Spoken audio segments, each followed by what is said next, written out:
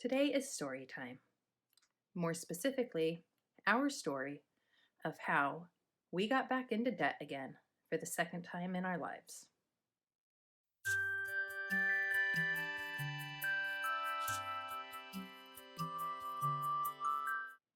Hello, and welcome to my channel on budget planning, debt payoff, and life in general. My name is Erin, and my husband and I are on a debt-free journey to pay all $44,000 of our consumer debt in 2021. As always, chapters are in the progress bar and timestamps are in the description.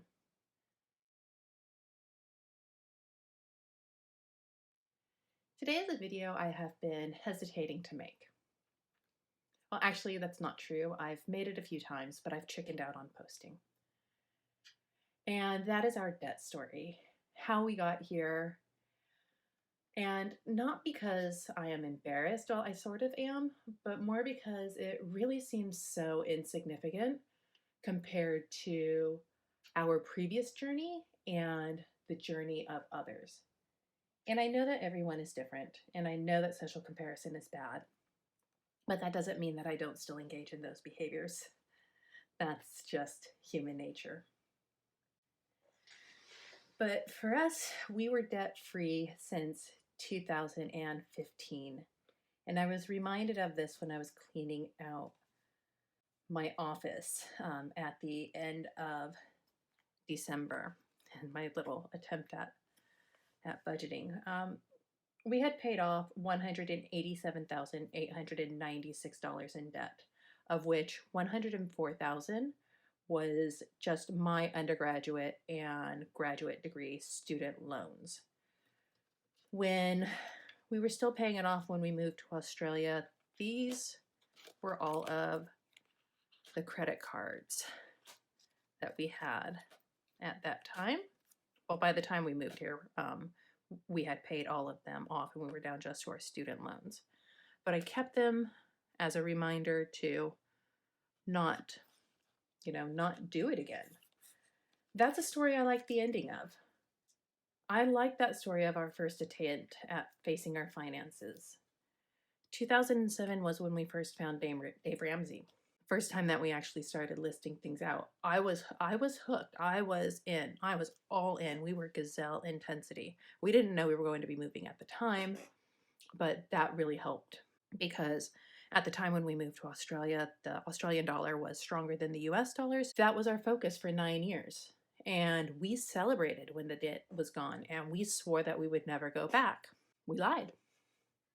We are back at $42,000 of consumer debt before factoring in interest. And the question then is, how did we get back in position? It's like it's our own horrible version of The Hobbit, there and back again. It's really a series of fortunate, but also unfortunate events. So our sequel starts in 2016. And so we were debt-free. We had cash flowed everything when we came to Australia. We continued living the principles. We didn't take on any new debt, no new credit cards, no nothing. Everything was cash flowed. We were saving up cash. We were still temporary residents at the time. We were working on our permanent residency. We knew once we got that permanent residency, we were going to want to buy a house. That was our plan. And so we were squirreling our money away, saving away to get a down payment, a deposit on a house, which here in Australia, they want to be 20%. And then a slight speed bump in the road. My husband was in an accident in my car, totaled my car out, and everything we had been picking up had been, used cars, a lot older. We decided to go with a newer used car, and so we cash flowed that, but that ended up costing us $45,000 out of the savings that we had. No big deal. And I know if that sounds like a lot for a used car, welcome to prices in Australia. But no big deal. We'll be able to save that up. We're being good. We're cash flowing. We're not taking on any more debt.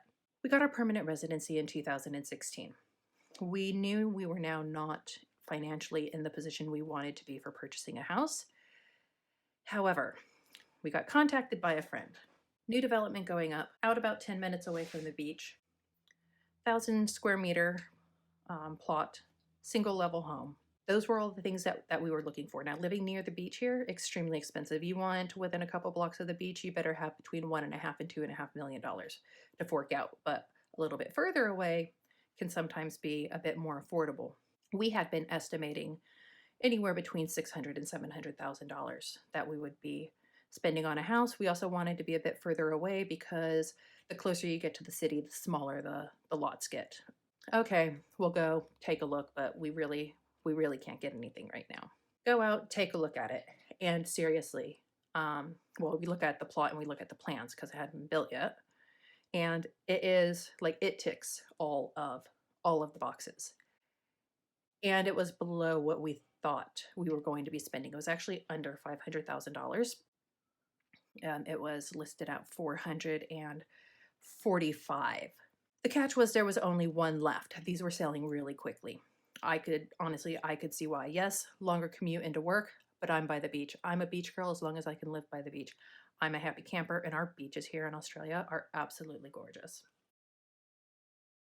So we did have about $26,000 that we had saved back up by this point. We knew that some banks would do a 95% loan. So we give them a deposit to hold the property, to hold the lot. And so we go and we start visiting the banks, and 95% loan, not a problem. They're happy. Our income is good. Our income is stable. But we were rejected by every bank because we had no credit history. We had been following Dave Ramsey. You don't need a credit history.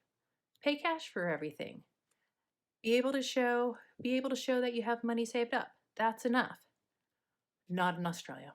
In Australia, they want to see that you have responsibly paid back your debts. It wasn't enough to show our rental history. And every person at every bank says you're going to have to either get a credit card or take out a loan, have that for at least a year, show that you can remake those payments, and then you'll be considered and probably approved for this. Crap. Not what we wanted to do.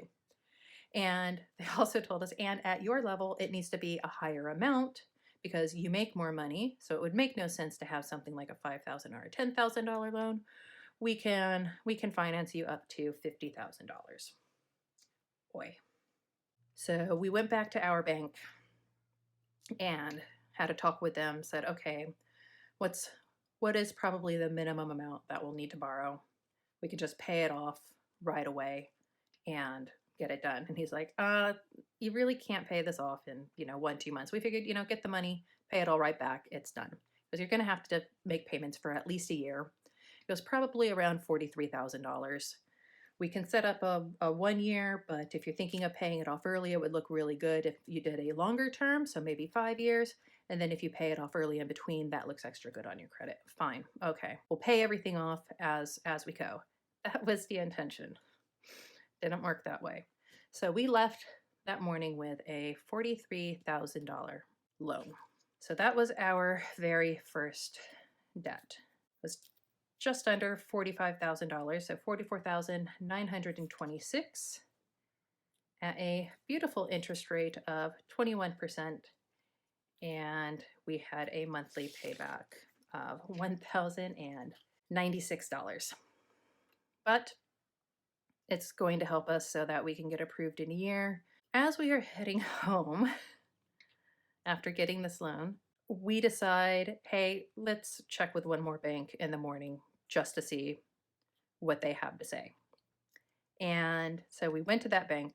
We told them that, we've also taken out this loan and we're going to be paying it back, etc.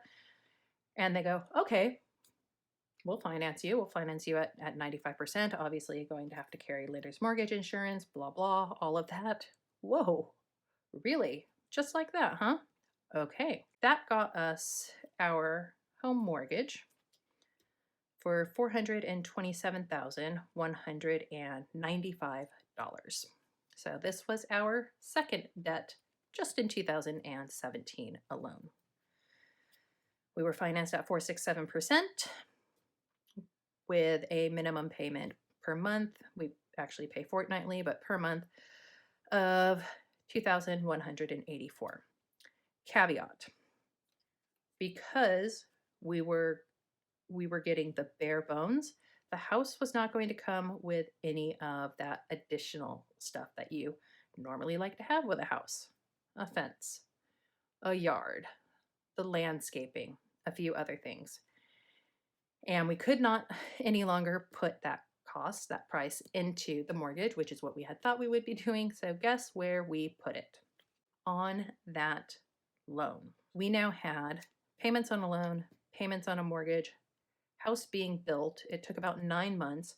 So we were also paying rent in the unit that we were at. So we're getting stretched a little bit thin. And then we did also, at the same time that we got the loan, picked up a credit card because it came with it. And towards the end of 2017, so we have an off-road vehicle. We do a lot of modifications. There was a specific modification we wanted to get done. We didn't have all of the money for it. And so we used a credit card to pay for all of those parts and everything. And then we did all of the install and everything ourselves. That came to $6,171.31. Again, the intention, we know we can knock that out pretty quickly because we have that additional income, but we had some problems with the build. It went for about 3 months longer, so we ended up paying rent for 3 months longer. That just kind of stuffed everything up. So we had that for $6,171.31 with a minimum payment of $100 per month and an interest rate of 13.79%. Get into the house, no longer have the mortgage, start tackling the credit card, and we're going, okay, this is going to go pretty quickly. But no, we got lazy. We stuck to the minimum payments. Fast forward then, so that was so when we moved in, 2000, that was mid 2018. Fast forward a year and a half, still carrying this, and by now we had paid it off, but we had charged other things and such. Come 2020, and this is the unfortunate event. I book all of my travel on a specific credit card for travel. So I book my travel, I get reimbursed by my company, and that is how that process works. And so I usually book all of my travel for the year, including my international travel, end of December, beginning of January, just because flights are cheaper. I had 3 trips planned back to the US. I had at least 6 trips planned around Australia for work travel for 2020. And so I just booked all of it up front. And then in January, filing all the paperwork, getting that sent in to get the reimbursements, to get it paid back. It had always worked. I've been doing this for years. And the pandemic hit. And in Australia, all international travel was scrapped in March completely. Unless you had an exemption. You're not going anywhere. Domestic travel, our different states and territories closed their borders, or we closed our borders to them. So there was no interstate travel. We could only really travel within state, but my company said nobody is traveling anywhere, even if it's for personal, for now. Okay, that's fine. The airline will just reimburse me and refund my money because I had $15,206.10 sitting on that card in travel. And this was with Virgin Australia. So I'm not sure if you are familiar with that airline or not, but they went into administration, which is the first start of filing bankruptcy. Guess who did not refund people for all of their canceled flights? This airline. And at the time, they were not even sure what was going to be done. They still never refunded the money. They put everything into a travel wallet. Well, guess what? My company is not going to reimburse me for money that is not spent or money that is sitting in a travel wallet that hasn't been assigned yet. So I now had $15,206 worth of travel credits, but not the money to pay it back. So I knew we had to pay that back that year. And that was going to be at a minimum payment of $399 per month at a lovely interest rate of 20.74. Everything all up total. So this was around $57,000 alone in our starting. This is the start of 2020, end of 2019, start of 2020, for a total debt of $493,498.41 with monthly minimum payments of $3,799. Now we know we can do this. We paid off $187,000 worth of debt before. $57,000, we should be able to tackle that. And that's what we started doing in 2020. And so we quickly ticked this one off. And we were moving towards going full steam ahead on the Virgin Money card when in July I got really sick and ended up in hospital. And we don't have any medical debt, thank goodness. We live in Australia. We have health care. Everyone is covered. I went in through the emergency room. I was in hospital for 15 days. The only thing that I paid when I left was $52 for a prescription. Everything else was covered. So I don't have to worry about any kind of medical debt, thank goodness, because my illness is terminal. And a couple things go through your mind when you learn something like that.